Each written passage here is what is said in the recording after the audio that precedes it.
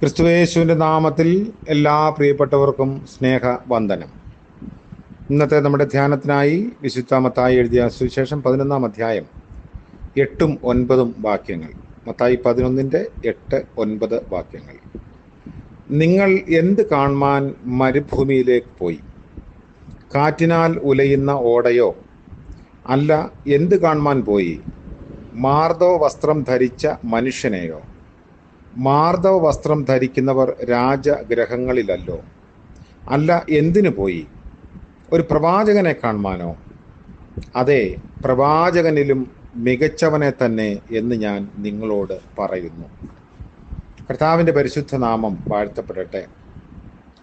യോഹന്നാൻ സ്നാപകനെ കുറിച്ച് കർത്താവ് തൻ്റെ ശിഷ്യന്മാരോട് വിവരിക്കുന്ന രംഗമാണ് ഇവിടെ നമ്മൾ വായിച്ച് കേൾക്കുന്നത്. യോഹന്നാൻ മാർദ്ദവ വസ്ത്രധാരിയായിരുന്നോ?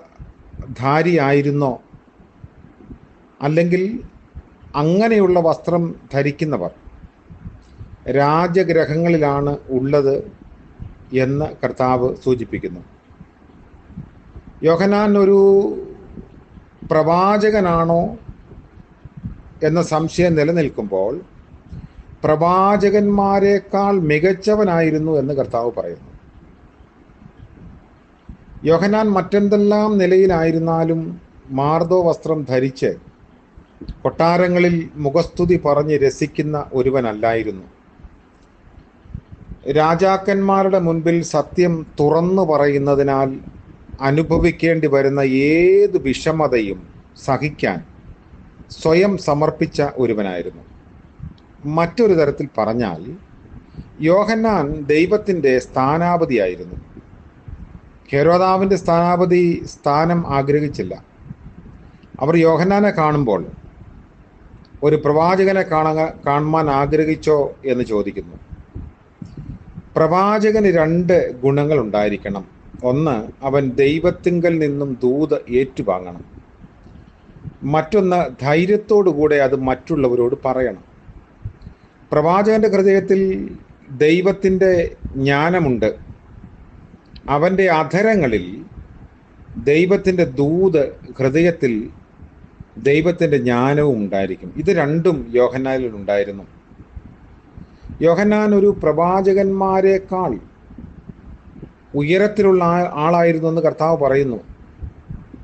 യഹൂദ ജനതയ്ക്കൊരു ഉറച്ച വിശ്വാസമുണ്ട്. അതായത് മശിഹ വരുന്നതിന് മുൻപ് ഏലിയാവ് വന്ന് മശിഹായുടെ വരവിനെ കുറിച്ച് വിളംബരം ചെയ്യും എന്നുള്ളത്.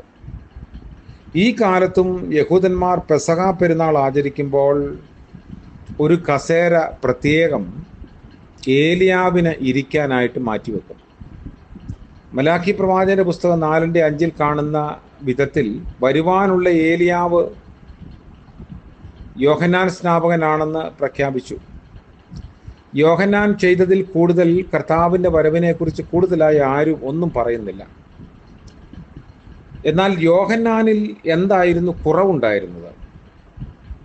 ഒരു വിശ്വാസിക്ക് യോഹന്നാൻ ഉണ്ടായിരുന്നതിൽ കൂടുതലായിട്ട് എന്താണ് ഉള്ളത്? ഉത്തരം വളരെ ലളിതവും വ്യക്തവുമാണ്.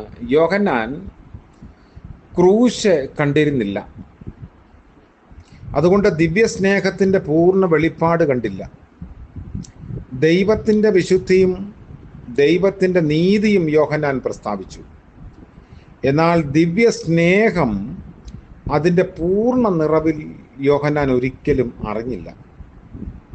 നമ്മൾ യോഹന്നാൻ്റെയും യേശുവിൻ്റെയും ദൂതുകൾ ശ്രദ്ധിക്കുമ്പോൾ യോഹന്നാൻ്റെ ദൂത് സുവിശേഷമെന്ന് ആർക്കും പറയാൻ സാധ്യമല്ല. യഥാർത്ഥത്തിൽ യോഹന്നാൻ്റെ വാക്കുകൾ നാശത്തെക്കുറിച്ചുള്ള ഒരു ഭീഷണിയായിരുന്നു.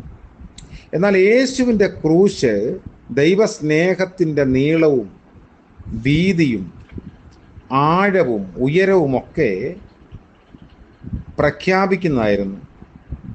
ഇത് ഏതൊരു ബലഹീന വിശ്വാസിയും അറിയാൻ സാധിക്കുന്നു. പഴയ നിയമത്തിലെ ഏത് വലിയ പ്രവാചകനേക്കാളും പുതിയ നിയമത്തിലെ ഏറ്റവും ചെറിയ വിശ്വാസിയാണ് ദൈവസ്നേഹത്തെക്കുറിച്ചും കരുണയെക്കുറിച്ചും കൂടുതൽ അറിയുന്നത്. ക്രൂശിനെ ദർശിച്ച ഒരുവൻ ദൈവത്തിൻ്റെ ഹൃദയം കണ്ടു കഴിഞ്ഞു എന്നതാണ്. അത് ക്രൂശിന് മുൻപുള്ള വിശുദ്ധന്മാർക്ക് അത്രമാത്രം കഴിഞ്ഞിരുന്നില്ല എന്നതും വാസ്തവമാണ്. അതുകൊണ്ട് സ്വർഗരാജ്യത്തിലെ ഏറ്റവും ചെറിയവൻ യേശുവിന് മുൻപുണ്ടായിരുന്ന ആരെക്കാളും വലിയവനാണ്. പഴയ നിയമ ഭക്തന്മാർ ക്രിസ്തുവിങ്കിലേക്ക് മറ്റുള്ളവരെ വഴി കാണിക്കുന്ന ചൂണ്ടു പലകകളാണ്. അപ്പോൾ യോഹന്നാൻ സ്നാപകൻ വരുവാനുള്ള മശിഹായ്ക്ക് മുന്നോടിയായി വഴി നിരത്തുന്ന, എന്നാൽ കഠിനമായ വാക്കുകളാൽ തൻ്റെ അനുവാചകരെ ഉദ്ബോധിപ്പിക്കാൻ ശ്രമിക്കുകയും ചെയ്ത പ്രവാചകന്മാരെക്കാട്ടിലും ഉന്നതനായിരുന്നു എന്ന് കർത്താവ് മുൻപ് കൂട്ടി തന്നെ പ്രസ്താവിച്ചു. അതുകൊണ്ട് നമ്മൾ ദൈവത്തെ പ്രതീക്ഷിക്കുന്നതും ദൈവത്തിൻ്റെ വചനങ്ങളെ പ്രതീക്ഷിക്കുന്നതും ഒരുപക്ഷെ നമുക്ക് അനുയോജ്യമായ വിധത്തിലാവാം. എന്നാൽ ദൈവവചനവും പ്രവചന സൂക്തവും നമ്മുടെ താല്പര്യങ്ങൾക്കെതിരാണെങ്കിൽ യോഹന്നാനെ കൊന്നതുപോലെ നമ്മൾ അങ്ങനെയുള്ള നിലപാടുകളെ തള്ളിക്കളയാൻ, ഇല്ലായ്മ ചെയ്യാൻ ശ്രമിക്കും എന്നത് വാസ്തവമാണ്.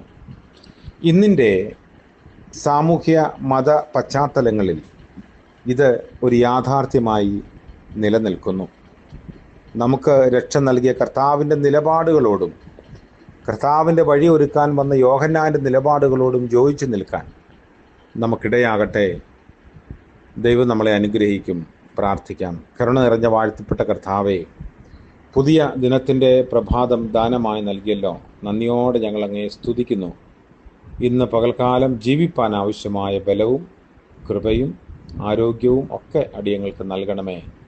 യോഹന്നാനെ പോലെ ഏറ്റവും കുറഞ്ഞവനായി ഞാനോ കുറയണം അവനോ വളരണം എന്ന ദൈവരാജ്യത്തിൻ്റെ നിലപാട് സ്വീകരിപ്പാനുള്ള കൃപ നൽകണമേ.